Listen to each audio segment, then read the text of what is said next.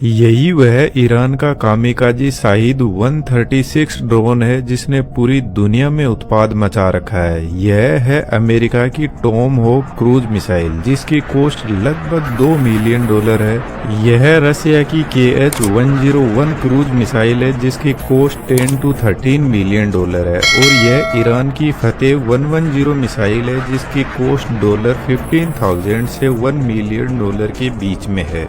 और फिर एंट्री होती है कामिकाजी ड्रोन शाहिद 136 की। यह भी एक तरीके का अटैकिंग वेपन ही है जो मिसाइल कैटेगरी में ही आता है और इसकी प्राइस $10,000 से $20,000 के बीच में है, जो एक कार की प्राइस से भी सस्ता है। और इस ड्रोन टेक्नोलॉजी ने आज के मॉडर्न युग को यह बताया है कि वॉर को एडवांस वेपन के अलावा इकोनॉमिकली भी लड़ा जा सकता है। इस ड्रोन को लोइटर म्यूनिशंस भी कहा जाता है। इसके अलावा इसको सुसाइड ड्रोन भी कहते हैं क्योंकि जब यह अपने टारगेट को हिट करता है तो उससे पहले उसकी रेकी करते हैं जिसमें यह अपने टारगेट के ऊपर ऐसे गोल गोल घूमते रहते हैं। और कुछ टारगेट ऐसे होते हैं जो कुछ ही टाइम के लिए दिखते हैं फिर वापस गायब हो जाते हैं। तो जैसे ही इनको अपना टारगेट दिखता है तो यह उस पर अटैक कर देते हैं और टारगेट के साथ खुद भी खत्म हो जाते हैं।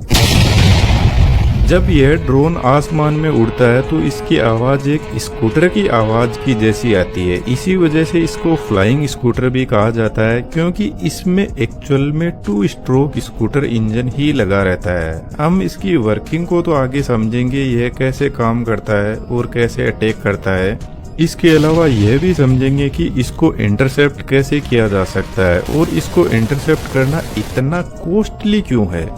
यदि हम इस ड्रोन की साइज को देखें तो 3.65 मीटर इसकी टोटल लेंथ है। इसके विंग्स डेल्टा एयर फ्रेम में बने हुए हैं और जिनका विंग फ्रेम 2.95 मीटर है। ड्रोन का टोटल वजन ही 220 किलो है। यदि हम ड्रोन का एक ह्यूमन बीइंग से कंपैरिजन करें तो यह साइज में काफी बड़े होते हैं। इसके फ्रंट साइड में वॉरहेड रखा जाता है जो 30 to 50 kg का हो सकता है, डिपेंड करता है टारगेट पर। बैक साइड में इसके प्रोपेलर लगे रहते हैं जो ड्रोन के लिए थ्रस्ट जनरेट करते हैं, लेकिन यह अपने आप से लॉन्च नहीं हो सकता। इसकी लॉन्च प्रक्रिया हम आगे समझेंगे, पर इसमें जो इंजन यूज होता है वह एक 2 स्ट्रोक गैसोलीन इंजन लगा हुआ है जो चीन से सस्ते प्राइस में इंपोर्ट किया जाता है, जिसका नाम आप यहाँ पर देख सकते हो। बेसिकली यह पुराने जर्मन इंजन से इंस्पायर्ड है। यदि मैं आपको बताऊं तो सेकेंड वर्ल्ड वॉर में जर्मन्स अपने एयरक्राफ्ट के लैंडिंग गियर पर जेरिको ट्रम्पेट सायरन यूज करते थे जो बेसिकली एक प्रोपेलर ही होता है। और जब प्लेन हाई स्पीड में आगे बढ़ता है तो ये स्कूटर के इंजन जैसी आवाज निकालता है जो एक साइकोलॉजिकल डर पैदा करता है सामने वाले के दिमाग में। यह इंजन एयर कूल्ड है जिसका मतलब है इसमें कोई कूलिंग मैकेनिज्म नहीं है। जब ड्रोन हाई स्पीड में आगे बढ़ता है तो हवा से ही इसकी कूलिंग होती है और यह 50 हॉर्स पावर की पावर प्रोड्यूस करता है जो ड्रोन को अराउंड 200 किलोमीटर पर आवर की स्पीड पर लेकर जा सकता है। आप एक बार इस इंजन की आवाज सुन सकते हो। जब ड्रोन हवा में उड़ता है तो यह कुछ ऐसा साउंड करता है।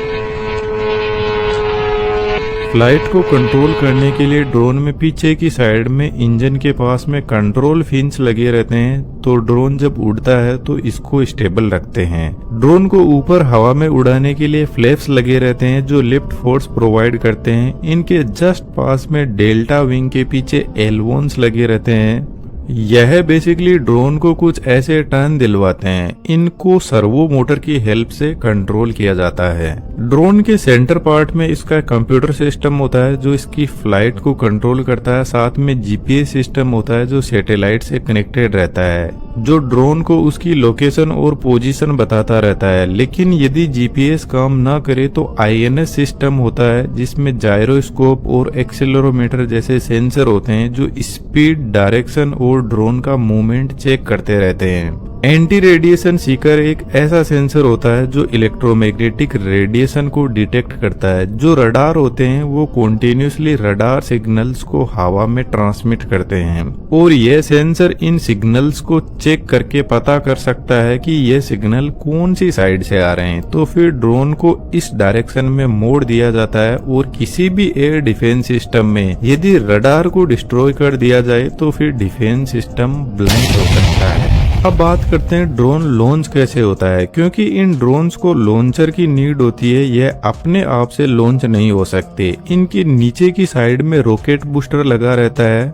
इनको लॉन्च करने के लिए लॉन्चर ट्रक पर सेट किया जाता है जो कुछ इंक्लाइंड एंगल पर सेट रहते हैं लॉन्च रेल के अंदर। सबसे पहले बूस्टर ऑन किए जाते हैं जिससे ड्रोन को इनिशियल फोर्स मिलता है। जैसे ही ड्रोन हवा में आता है तो इसका 2 स्ट्रोक इंजन स्टार्ट होता है। जब ड्रोन इंजन पर ऑपरेट करने लग जाता है तो इसके बूस्टर्स को ड्रोन से अलग कर दिया जाता है जिससे ड्रोन थोड़ा हल्का होता है जो इसकी एफिशिएंसी के लिए बेटर है। इस ड्रोन की रेंज लगभग 2000 किलोमीटर के आसपास है। लेकिन इन ड्रोन्स की कुछ खास बात है, ये स्वॉर्म ड्रोन होते हैं जिसका मतलब है ये अकेले नहीं उड़ते। ये ग्रुप में एक साथ बहुत सारे ड्रोन्स जाते हैं और करंट सिचुएशन में ईरान 100 से भी ज्यादा ऐसे ड्रोन्स को लॉन्च करता है। अब यह सभी के सभी एक साथ में कोऑर्डिनेटेड रहते हैं। सभी एक ही टारगेट को हिट नहीं करते हैं, यह अपने अपने टारगेट फिक्स करते जाते हैं और टारगेट को डिस्ट्रॉय करते हैं।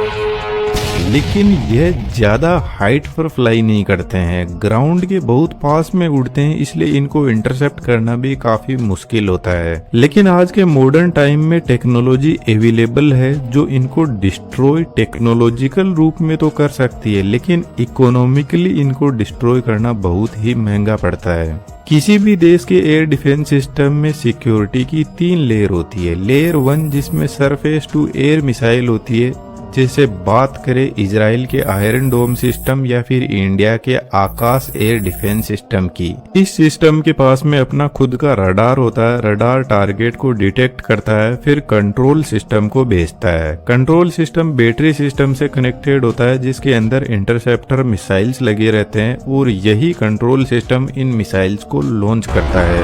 यह दोनों ही सिस्टम छोटे टारगेट को डिस्ट्रॉय करने के काम आते हैं, जैसे ड्रोन, शॉर्ट रेंज मिसाइल।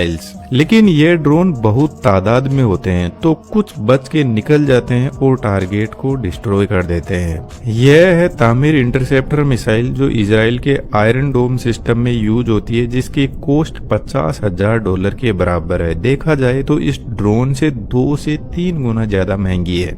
यह है अमेरिका की पेट्रियोट इंटरसेप्टर मिसाइल PAC-2 जिसकी कॉस्ट 2 से 3 मिलियन डॉलर है, जो लगभग 5 से 6 गुना ज्यादा कॉस्ट करती है इस ड्रोन से। तो इस मिसाइल से भी इस ड्रोन को इंटरसेप्ट तो किया जा सकता है। फाइटर जेट से भी इन ड्रोन को इंटरसेप्ट किया जा सकता है, लेकिन यह सबसे कॉस्टली मेथड है। इसके अलावा एंटी एयरक्राफ्ट गन काम में लिए जाते हैं जिनके अंदर खुद का ही रडार लगा रहता है। तो यह सबसे पहले डिटेक्ट करते हैं टारगेट को और फिर गन से फायर करते हैं। लेकिन इन एंटी क्राफ्ट गन की रेंज बहुत कम होती है, लगभग 5 किलोमीटर के आसपास में, और ड्रोन्स स्मॉल टारगेट होते हैं जिसकी वजह से यह काफी इफेक्टिव सिस्टम भी है। लेयर 2 सिक्योरिटी में भी रडार, कंट्रोल सिस्टम और बैटरी सिस्टम लगा रहता है, लेकिन यह एयरक्राफ्ट, क्रूज मिसाइल और मीडियम रेंज बैलिस्टिक मिसाइल को टारगेट करता है। इजराइल इस लेयर में डेविड स्लिंज सिस्टम यूज करता है और इंडिया बार्क 8। लेकिन लेयर 3 सिक्योरिटी और भी ज्यादा बड़ी होती है जो लॉन्ग रेंज बैलिस्टिक मिसाइल को इंटरसेप्ट करता है। यह बेसिकली स्पेस के अंदर ही मिसाइल्स को इंटरसेप्ट करता है। इजराइल इस लेयर में एरो 3 और इंडिया S-400 सिस्टम यूज करता है। आप S-400 की वर्किंग यहाँ पर डिटेल से देख सकते हो जो काफी इंटरेस्टिंग है। उम्मीद करता हूँ आपको लॉइटर म्यूनिशंस की वर्किंग अच्छे से समझ